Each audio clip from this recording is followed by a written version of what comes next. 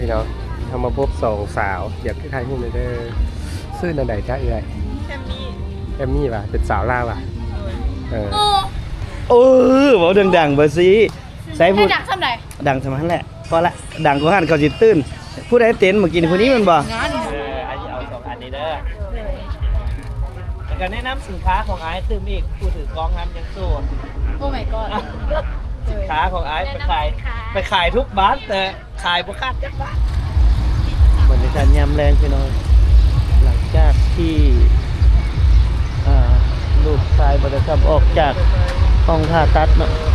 เดี๋ยวสิพาอีกคนหนึ่งไปไปเลาะเบิ่งงานวางแสดงสินค้าแล้วสบายดีทงไส้สบายดีมาเยี่ยมไอ้หรือว่ามาเที่ยวบุญมาเยี่ยมพร้อมเที่ยวตอนหนึ่งหน้าที่ได้เมื่อแล้วเขาบอกแม่บอกว่ามาก่อนจะหน่อยปะต้อยมาครับข้ามมาแล้วตัวเมืองแขกอยู่ตหน้าห้องหมอไปเลาะเบิ่งทางนั้นไปมีคนมาขายเครื่องละลองเข้าไปค่ะเงินที่ไหนคะโอ้เข้าเท่าใดเขาให้เข้าทำมาลายนี่แหละฮะทางมาลายไปย่างทางนี้เลยถ้าเป็นคนไทยเดี๋ยว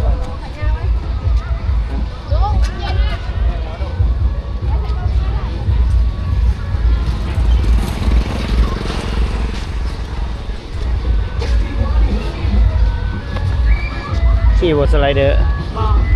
เป็นยังโบแมนแนวละยับเข้ามากระเทยราคาอีกทางหนึ่งซะฮะ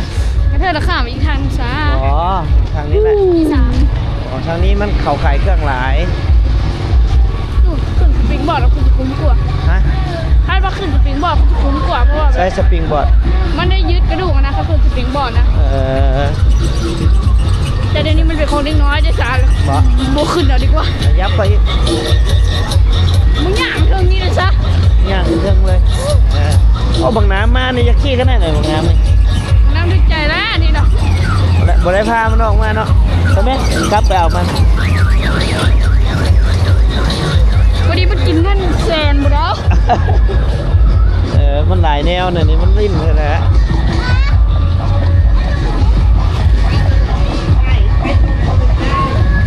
เด้บ้านผีสิงใส่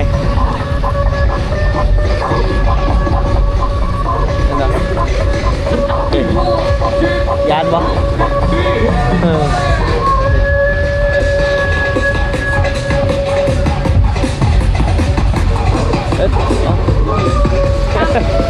ทางออกสิงช้าจะเสร็จกระจอกพุทธ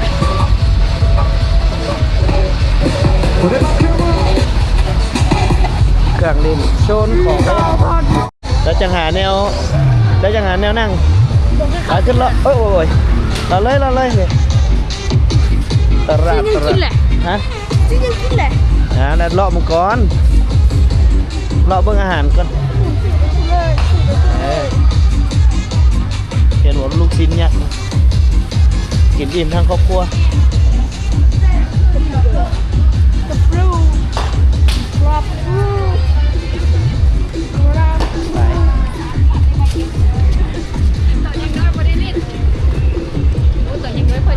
เดี๋ยวพาบอสุกเลาะเบิ่งพาบอสุกเลาะหาสาวแม่ค้าเมื่อคืนนี้อยู่สาวฟ้าใสแม่นบ่เหรอ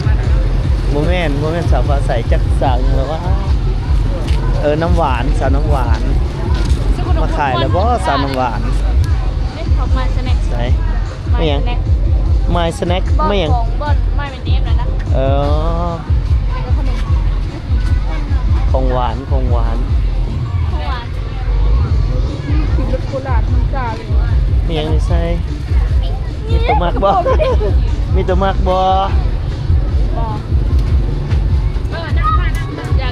อย่าพาประสบเลาะเบิ่งพาสามารถมาเล่นมาเลาะมาเที่ยวนั่งเล่นแบบชิวๆได้เลยยามเลิกเรียกเลิกงานสามารถมานั่ง เลาะลิ้นกินแซ่บๆได้เดี๋ยวเลาะเบิ่งอีกหน่อยหนึงโอ้คนยันเพิ่นบ่มาขายบ่มื้อนี้นะแล้วเปลี่ยนแม่ค้าใหม่ละน่าจะยังบ่ทันฮอดบ่สุก มียำมีข้าวผัดแต่คนจริงแล้ว มี ดอกขายข้าว ฮอตจักเหมือนบ่อย่างว่าบ่ น้องน้ำคือเฝ้าเลดอันเนี้ย หึถ้าพายน้ำมานะเด็กต้องแม่ค้ามาใหม่อีกแม่นบ่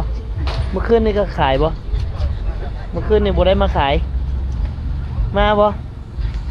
ได้มาเนาะ โอ้อย่าถ่ายเขาลายนะเขาอาย เขาเจ้าอายบ่ ถ่ายเขาลายนะ สงสัยบ่ให้ถ่ายยานเพิ่นอายเนาะ เขาอายนี่ไม่เลย ฮะยังบ่ทันได้ฮอดสงสัยหารเมื่อคืนนี้ขายมะพร้าวหวาน ว่าแล้วอีพอเลยรักมาเนาะ มาผู้เดียวอีพ่อมาผู้เดียว นี่อย่าไล่ ที่จริงบ่เตียงมามื้อก่อนก็บ่ทันได้เห็นนะบ่ทันได้เลาะฮอดครับทางน้ำบ่สุกบ่ อายแล้วแม่ก็พูดหัวก็ซูม ใส่ ไอ้บอกเขาแบบมาจากคนดังเลย อืมอ่ะ โอ้เป็นตะเคียน ยังบ่เบิดอยู่บ่ขนมนี่ฮะโอ้ยยังอยู่บ่เฮ็ดมาใหม่อีกแหละแสดงว่าซื้อตอนใดก็สิเฮ็ดมาใหม่อีกแหละเนาะนี่มื้อนี้ปาดก็ผู้สาวหลายแท้มื้อนี้นำเสนอ อันนี้เป็นทาร์ตไข่มันตัวนี้ประหวานไหล อืม 215,000ส่วนนี้เป็นบราวนี้ก้อนตัวนี้ก็ประหวานไหลแล้วเพื่อนซื้ออันนี้เป็นเค้กเกอร์บราวนี้กินแล้วจะกัดกรอบๆเลย ก็ FC ไอ้นี่บ่เห็นขนมและเห็นแต่หน้าเจ้านั่นแหละ เจ้าก็บนถ่ายขนม เนาะเจ้าก็จับขึ้นมา อันนี้จะเป็นเค้กกล้วยหอม กล้วยหอมจอมส้นบ่ จอมส้นกับจอมส้น โอ้สาวตะแกรงนะฮะ แม่ เอานำเสนอของขายก่อนพี่น้องก่อนจะนำเสนอน้องๆอันนี้คือขนมกล้วย กล้วยหอมตัวนี้ กล้วยหอม ทำมาจากกระเจ้าอยากให้ทุกคนได้ลองชิมรสชาติว่ามันแซ่บอะไร แซ่บไอ้ซื้อแล้วมื้อไหนวะมื้อก่อนบ่ไอ้มาซื้อนำน้อง แน่นแล้ว อ่า แซ่บบ่ เห็นคลิปอยู่บ่นั่นน่าฮักแท้ครับอันไหนอีกบัดนี้ อันนี้ขนมนี่ไอซีมแล้วโอ้ทาดไข่บ่แม่นทอดไข่เนาะ ถาด มันใส่ถาดเท่าไหร่ตัวนี้ ตัวนี้2 อัน 2,15อันนี้ได้น้องเอาผู้ใดเปลี่ยนกันมานำเสนอแหน่ อันนี้เป็นบ้าวนี้อันเท่าเห็ด ใส่บาวนี้ตัวไหนบาวนี้บาวนี้โอ้บาวนี้นี่ขายจังได 8,200 2ก้อน15คือกันซิมไหน ซิมได้เนาะอันนี้เว้าไปแล้วเมื่อคืนนี่ว่าฟรีมันบอกอันนี้คือมีขะดองเบิด มีเบิดแต่ว่า มีเบิดอันนี้ฟรีอันนี้ อันนี้ฟรีอันนี้ก็มีไปเลย อันนี้ก็มีทุกอย่างนี่พี่น้องอยู่ใส่ก่อหานต่างอยู่ใส่ FC ถามว่าโอ้อยากไปซื้อสร้อยเด้เมื่อคืนเอาโพสต์คลิปเมื่อคืนนี่แม่นยังจักมื้อที่ขายอยู่นี่ ขายจนพ่อวันที่22เลย วันที่22 เลยแม่ เลาะมาลดเนาะอยู่แถวกกอีหยังเกาะอันนี้ ก๊ก33บ่แม่ ประมาณอยู่ต้นไม้นี่แหละพี่น้องอยู่แถวร้านขายมะพร้าวหอมมื้อนี้น้องเพิ่นบ่ปากเลยเพราะว่าอายละเมื่อคืนนี้ มีผู้ใหม่มาให้ มีผู้ใหม่มา ผู้ใหม่เอา เดี๋ยวไอ้ขออนุญาตพวกน้องว่าเดี๋ยวนี้4คนพวกน้องนี่ก็คุ้มกันบ่หรือว่าเป็นโรงเรียนบ่ เป็นน้องเฮียนเดียวกัน โรงเรียนเดียวกัน บ่ เนาะ รับกันแต่ว่าแบบเป็นหมู่กันก็เลยแบบมาพาเดี๋ยวส่วนเดี๋ยวมาขายแต่ว่า คือ ไม่ได้นำ สีมือพวกน้องเอง อันนี้สีมืออันมีแต่ตัวนี้หามาจากคนอื่น อันนี้ทำมา แต่ว่า อ๋อ เพราะว่าอยากให้คนอื่นในซิมหรือว่ามัน อื แซ่บ มอันนี้คือของหมูนะเอาบ่ซุก อัน ซิม นี้ตั้ง มึง ใจ ดู เฮ็ดไปเลย ซิมมึงดูเอาตัวนี้ฟรีเด้อตัวนี้อันนี้แหละน้องๆเนี่ยแหละมีกระดองเด้อเอาซิมมึงดูลูกซิมมึงดูเอ้า น้องทรายลืมน้องทราย น้องทรายมาเอามาเดี๋ยวสีน้ำเสนอตึมเนาะอันนี้คือบาวนี้นี่แซ่บๆอยู่ ขายคือว่าอายุ23 ตัวนี้ไม่เป็นไอ้ถึง ตอนนั้นอันนั้นกินเค้ ค้กหอม เค้กตัวหอมเนาะเราไม่กินเนาะแล้วมือมันจะออกรสชาติช็อกโกแลตช็อกโกแลตขมผมบอกช็อกโกแลตนี่เปรี้ยวเหมือนยัง เปลี่ยนเหมือนยัง กว้างมาก บ่ มีหวานแล้วก็มีขมบ้างขมกันไปกว้างมากก็เปรี้ยวเหมือนช็อกโกแลตนี่แหละหวานอยู่ดีๆอยู่บ่อยู่กับผมได้ เดี๋ยวนะเนาะ งั้น ความหัก จงอย่าใส่ใจ หักหลักเลยได้ จงอย่าใส่ใจกับความมากหลายขายขนมนี่ได้เงินเดี๋ยวอุดหนุนใส่น้องๆอีกโอ้มาอุดหนุน2คืนเลยนี่แซ่บมาเดี๋ยวเอาตัวนี้เนาะตัวนี้ทาดไข่ทอดไข่ เดี๋ยวชื่อน้องอย่างก็เรียกในไอ้ลืมละปานแดงน้องปานแดงน้องเด็กหมิวน้องปานแดงน้องหมิวนางคำเพชรลำอันนี้มันบอกลำเพชรอันนี้มันบอกอันนั้นเด็กนาลินทำคนนั้นจะเป็นพรีเซนเตอร์ได้ดีเดี๋ยวสิยืมไปขายครีม ขายแต่ขนมน่ะโตนะ ค่าตัวเอาเท่าไหร่ ขายแต่ขนม ขายแต่ขนม แม่ โอเคเดี๋ยวสิเอาตัวนี้ไอซิบมากรสชาติแบบความฮักปันใดไอซิมากแบบนี้เอามันคมหวานๆเนาะเดี๋ยวตัวใดอีกว่าไอโบทันได้ซื้อตัวนี้ไอซื้อแล้วไอซื้อไปชิมแล้วตัวนี้ไอชิมแล้วตัวนี้ไม่อย่าง ซิมแบบ เชฟแต่ว่าไอชิมมากรสชาติของความฮักนะมันสิทำให้เขาเจ็บไอจะเอา2 อันนี้เด้อแล้วก็แนะนำสินค้าของไอซ์ซึ่งอีกผู้ถือกองทำยังสู้ โอ้ my god สินค้าของไอซ์ไปขายทุกบ้านแต่ขายบ่คาดจักบาทมีแต่ถูกปฏิเสธวัดเอาบ่ซุกบ่ซีมึงบ่ซุกไปซิมเบิ่งเด้อน้องๆเพิ่นเฮ็ดแซ่บอีหลี ตาบอกเสียงละ ฝากบอกเสียงแล้ว เป็น น้องๆมีแต่คนน่ารักเลยซิมเบิ่งคันจังฮู้ว่ารสชาติของความฮักเป็นจังได มันบวหวานเกินไป มันสิแซ่บแต่ตอนแรกๆแหละความฮักอยู่กันไปดนๆก็คือลิ้นกับแก้วก็กัดกัน มันจะบวหวานเกินไปมันสิกลมกล่อมแบบช็อกโกแลตแซ่บ ช็อกโกแลต หวานเกินไป ต้องออกเสียงให้ชื่อน้องๆนะฮะดูเลยจากโรงเรียนไหนๆนี่ล่ะจากมอปลายท่าแขกเลยมอปลายท่าแขกทางนี้เลยเนาะ เอา2 ฝากเลยโอเคเอาขอให้เฮงๆจังใดก็ขอเชิญเด้อพี่น้องเด้อขอเชิญมาซื้อสร้อยน้องๆเพิ่นอยู่แถวหานเนาะเลาะมารถนี่แถวหานมะพร้าวเมื่อคืนนี้เฮาก็ซื้อกะแลมมะพร้าวไปกินละจนเจ็บคอเลย กินผู้เดียวไอ้แซ่บหลายแซ่บแฮงแซ่บแฮง ลงคนนะให้บุกกัน โอเค ทักทายก่อน สบายดีอู้ล่อแฮง บ่ได้ไว้ไอ้ บ่ได้ ขายคน เพราะว่าคนล่อที่สุดในกลุ่มละ บ่ได้เลยนะขอพักคืน ว้ายซื้อสร้อยแด้ซื้อสร้อยแด้ ต่างกันบ่ โอ้เล่นกีฬานำบ่ไว้เล่นกีฬานำบ่ แม่น กีฬาหยัง นิดไปเบิด ลิ้นไปบ่ทุกอย่างแสดงที่ยินคืออันนั้นคือกีฬา เนาะ เขาก็บ่บินไปบ่ถึงเนาะเจ้าก็ได้ บ่เพราะว่าผู้สาวก็อยากเบิ่งคนรอผู้บ่าวก็อยากเบิ่งสาวงามเอาถ่ายสั้นๆซำนี้แหละเอาจักซื้ออีหยังบอกอ้ายหน่อยดูบอกซื้อเลยสิย่านี่ บ่มีชื่อ เฮ้ยผู้บ่าวแถวแขกบ่มีซื้อเอาเดาเอาเด้อผู้ใดฮู้เม้นบอกหน่อยเด้อว่าเพิ่นซื้อหยังผู้ใดฮู้เม้นบอกเด้อไอ้เลาะต่อ2เทื่อละ สู้ไปได้ ใส่เพิ่นยังอยากอยู่ในหั่นอยู่ ไปเดี๋ยวเลาะเบิ่งฮะ จะไปพอตบมุกแห้งวันนี้วะ ตบมุกแดงบ่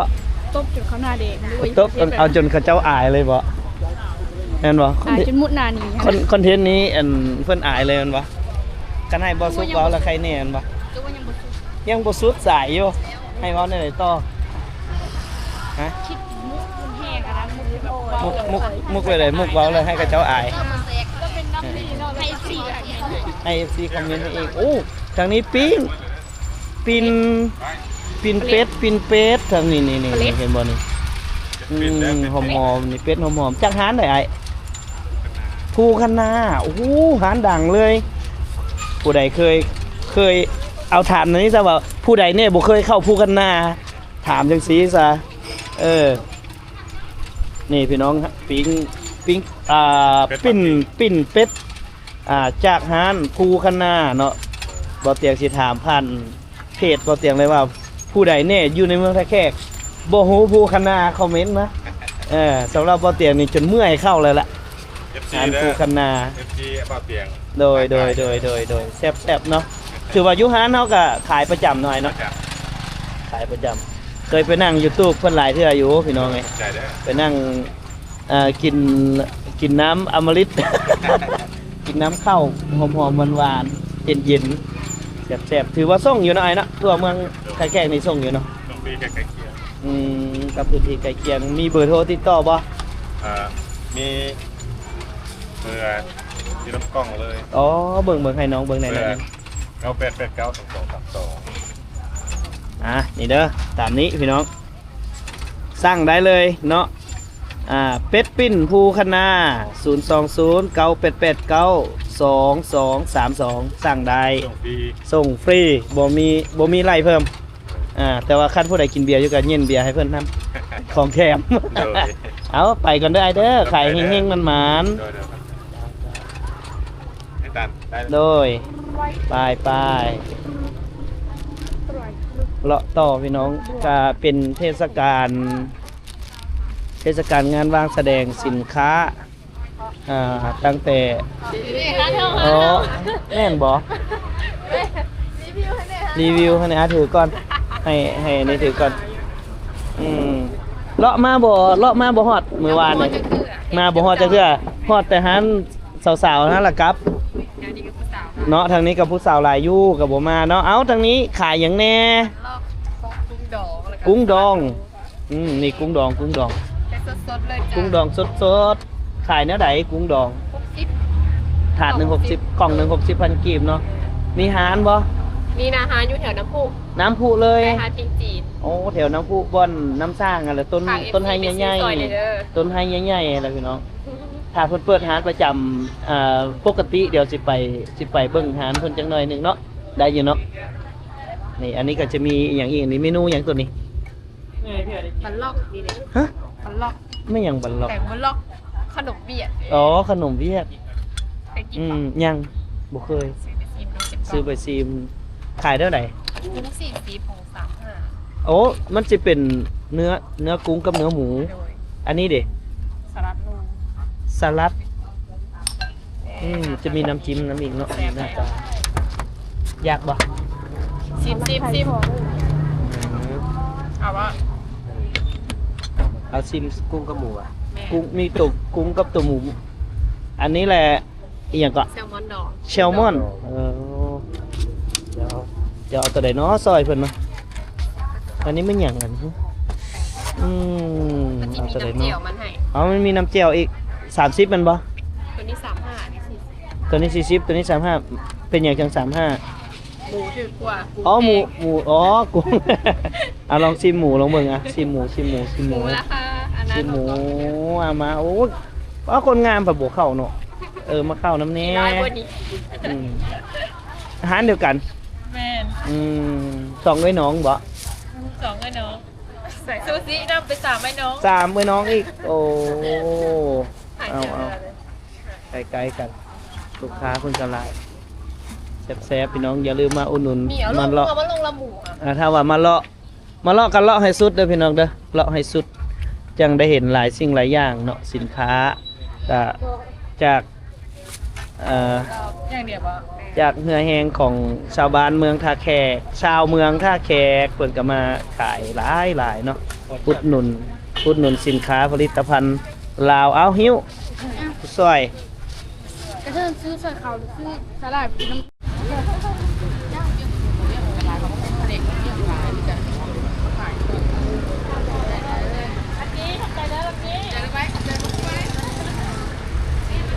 ำตัวนี้ไม่อย่างนี้เจีย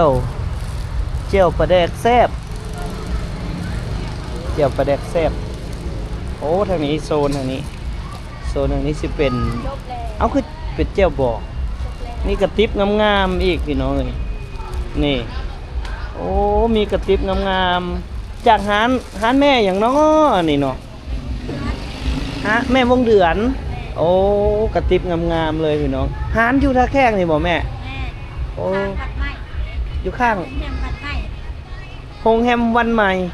ข้างแฮมผัด ข้างโรงแรมเลยเนาะข้างโรงแรมวันใหม่มีกระติบงามๆพี่น้องโอ้ลวดลายงามแฮงโอ้หน่วยใหญ่ๆเนื้อขายเท่าไหร่เนาะแม่เนาะตอนนี้500,000กีบโอ้มีขวดลิงขวดลายเลยพี่น้องนี่งามแฮงขนาดเลย มาล้ำรวยที่แบบซื้อข้าวใหญ่ แม่นติบข้าวใหญ่ไปใส่เงินใส่คำไว้ใส่เงินดอลลาร์แห่งได้หลายเนาะแม่เนาะ ใส่เงินบ้านเงินดอลลาร์ได้หลายเลยแล้วนี่เนาะใส่เงินกีบเต็มนี่กับปอดตัว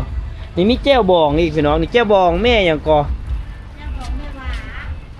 เจ้าบองแม่หว่านี่เท่าไหร่ตัวนี้ฮะ 50,000 ตัวนี้กล้องนี้ละ50 แปกกระไดอันนี้ มีหลายอย่างเลยเจ้าบองพี่น้องฝากเด้อฝากเจ้าบองเด้อมาซื้อหยัง มันคือซื้อกล้วย มาซื้อมะกล้วย เคยมาซื้อเท่านึงหรือบ่ ก็เคย หากะเคยชิมน่าจะแซ่บอยู่ดอกเบิ่งสีสันเพิ่นมาเลาะงานเนาะก็หลายๆคนเลยมาเลาะงานโอ้ผู้สาวน้อยน่ะฮักกันนั่นเลยซื้อหยังซื้ออา ซื้อแอมลิน แอมลินลูกเฮียนอยู่ห้องไหนนะลูก อยู่ในห้องป ป .5 แล้ว โอ้น่าฮักขนาดเลย ลูกซอดบ่นี่ซอดจีนบ่นี่ .5 ชอบเวียด ซอดเวียดเนาะโอ้ว่าภาษาเวียดเป็นอยู่บ่ บอก บ่เป็นบ่เออ ชอบมันซื่อๆนะ สอดซื่อๆเนาะ เลย เอาบอกเพิ่นแน่สอนแน่สอนภาษาเวียดแน่ดีหยัง ให้คนลาวสอนภาษาลูกสอด เล่าเป็น ล่ะ เอามาเลาะเด้อพี่น้องเด้อมาเลาะเด้อเพิ่นเปิดงานนี้เพิ่นเปิดฮอดวันที่22วันที่22เดือน11ปี2025มาเลาะมาเที่ยวมาซื้อของอยู่ของกินเป็นตาแซ่บๆทุกหม่องทุกบ่อนเลยเลาะเบิ่งแม่ค้าก็ได้แม่ค้าก็มีแต่คนงามๆขายก็ขายดีนะแม่เนาะบ่ได้หายไปจักคนว่าแต่ลูกค้าเข้ามานี่หายลูกค้าบ่ได้บ่มีผู้ซื้อ เจ้า เนาะเอาแซ่บๆเด้อพี่น้องเด้อมีเบิ่งน้ำจิ้มเพิ่นตัวอุ่นตลอดเนาะแม่เนาะมันมีไฟมันบ่อุ่นตลอดเลยเอาสิอันนี้ลูกชายบ่หลานอันนี้ขายหยังลูกละขายหยังซอยไม่เท่า ขายเองเลยบ่ขายซอยซื่อๆบ่ไปบ่นี่ครับเฮากลับพี่น้องไป พูนกลิ่นไปทาง สุดแล้ว มาครับ สุดแล้วไปเดี๋ยวเรากลับไปในห้องต่อไปนี่ Đấy sổ xe ổn mòn hả? Bên chủ án mà điều đấy xe phút mà gửi cái đôi นี่ đấy ถามบ่อซุกเลยใช่ไปเดินนั่งเด้อซุกสั่งเลยเด้อไอ้หมูสั่งไอ้ถ้วยหนึ่ง ใส่กินบ่ ต้องใส่กินบ่บ่กินชิมน้ำพ่อก็ได้ บักมันเลยมันคือบักในนั้น บ่แม่นข้าวปุ้นบ่เฮาไปเข้าไปกินเทื่อนึงครับบ่ข้าวปุ้นเครื่องในหั่นนะสิได้ ต้องถามด้วยบ่ได้มันมีขอบคุณข้างในบ่บุญเล่าก่อนขอบคุณข้างในมีบ่มีมีแต่ตัวนี้เนาะ แม่น มาตัวใดก็บ่ซุกจัดมาให้มันนั่นเด้อ ๆ สองถ้วยได้นี่โอ้บ่แม่นหันอยู่ใส่ไหนหันตั้งอยู่ใส่ Thằng nào lơ lón nữa ạ อ๋ออันนี้แม่นน่ะบ่หันเฮาไปกินมื้อนั้นเด้ Sòi hàm mà mày บ่แม่นบ่หันนั้นหันเก่าเนาะตอนบ่แม่นเนาะหันตัวอันตั้งโดนๆนั่นเนาะตอนหน้าได้ลองฟรู ให้เป็นบุญบุญเอ๋ที่ว่า Mẹ mẹ bún bế ก็ตำรับมาจากลูก อืม ใช่กระดูกซีดง่ายๆ เป็นต้นตำรับของเวียดนามเลยแม่นบ่นี่ ขอบคุณจากเวียดนามเลยเอาชิมเบิ่งพี่น้องชิมเบิ่ง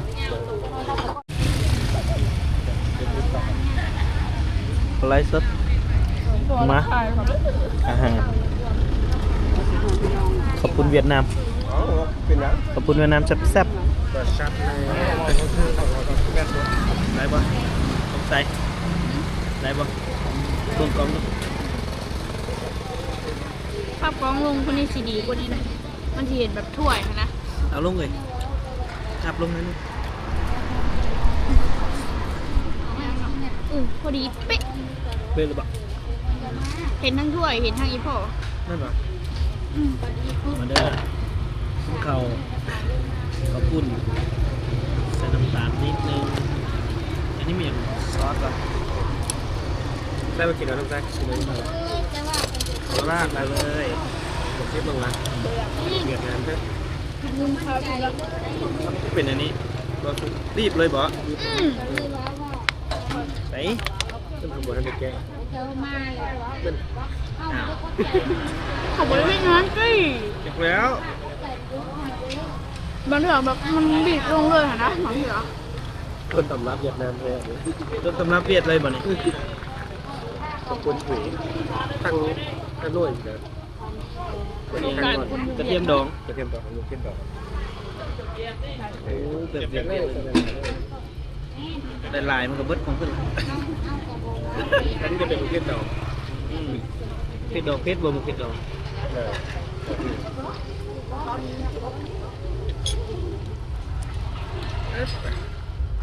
มาพี่น้องบ้านนี้ขอบคุณเวียดนาม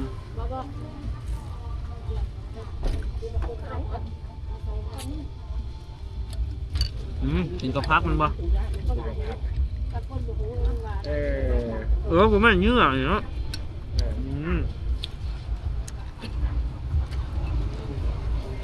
เคยกินน้อยครั้งแรก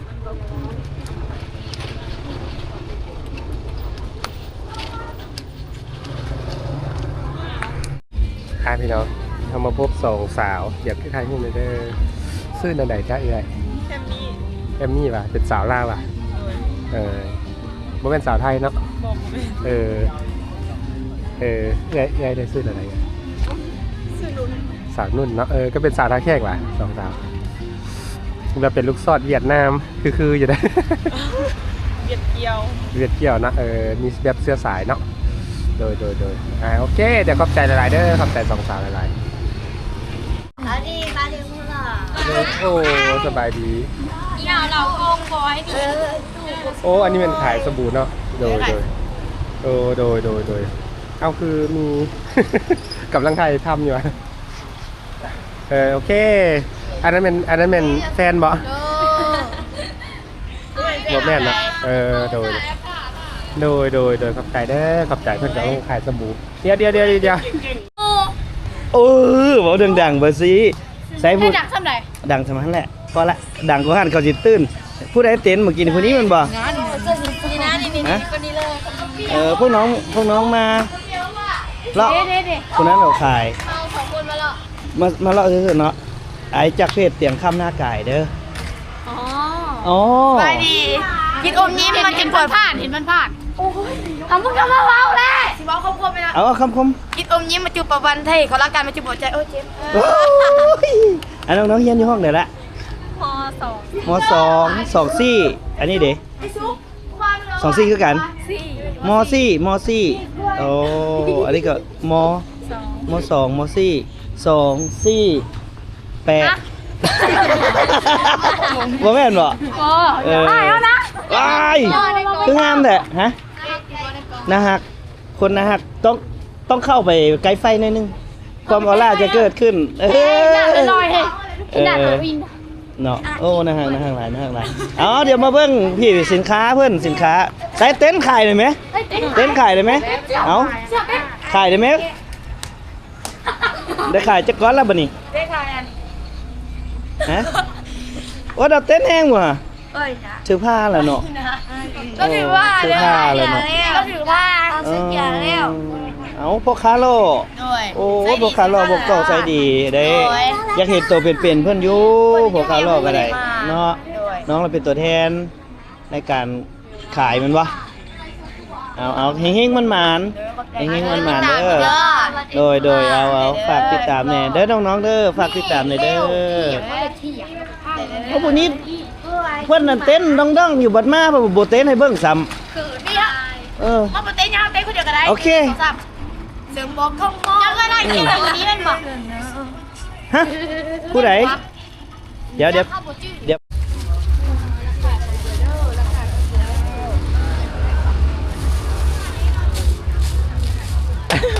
มาถ่ายอยู่พี่แหละใส่เนาะหน้าใส่โอเคใส่แต่ว่าอยู่นี่แบบดอกไฟมันหลายกว่านะดอกไฟมันหลายกว่าโอ้ซื้ออย่างนี่ฮะชูชิโอ้กินอาหารญี่ปุ่นชูชิ